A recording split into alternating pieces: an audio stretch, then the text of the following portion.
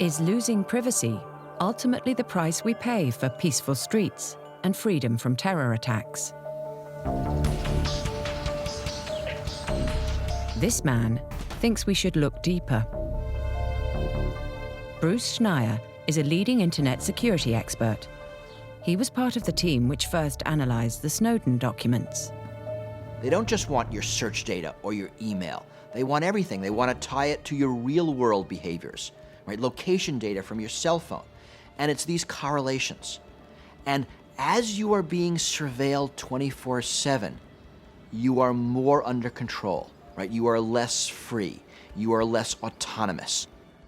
Schneier believes the ultimate result from all this surveillance may be a loss of freedom.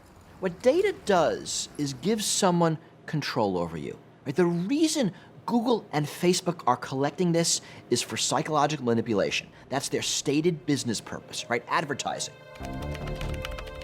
They want to convince you to buy things you might not want to buy otherwise. And so that data is all about control. Governments collect it also for control, right? They want to control their population. Maybe they're concerned about dissidents. Maybe they're concerned about criminals.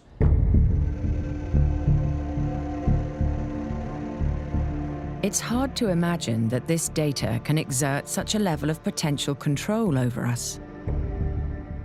But looking for the patterns in the data can give anyone analyzing it huge power.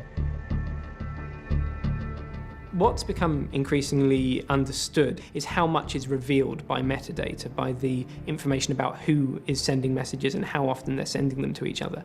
This reveals information about our social networks. It can reveal information about the places that we go on a day-to-day basis. All this metadata stacks up to allow a very detailed view into our lives. And increasingly what we find is that these patterns of communication can even be used in a predictive sense to determine factors about our lives. And what some people fear is what the spread of this analysis could lead to.